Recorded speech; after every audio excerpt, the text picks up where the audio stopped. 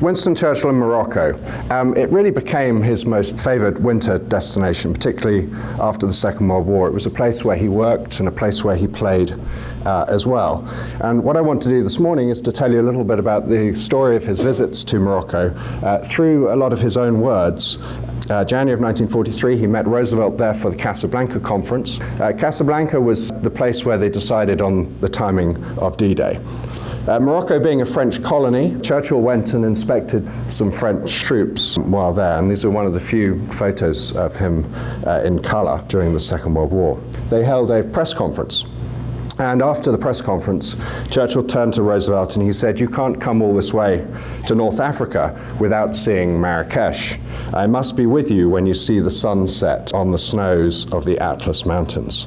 And so he convinced the president to drive with him 150 miles over the desert to Marrakesh, which had a tower overlooking the city and the mountains. It was here that Churchill arranged for Roosevelt to be taken up to the top of the tower. He was carried by two men and watched the sunset.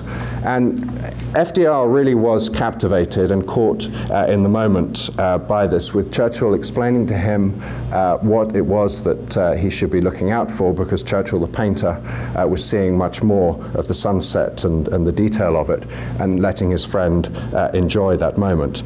And so much so that at one point Roosevelt turned to Churchill and he said, "I feel like a sultan.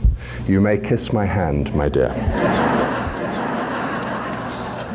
He returned to the villa and he painted the only picture that he painted during the Second World War, which he gave to FDR to memorialize the moment, to ensure that Roosevelt didn't change his mind about D-Day starting in 1944.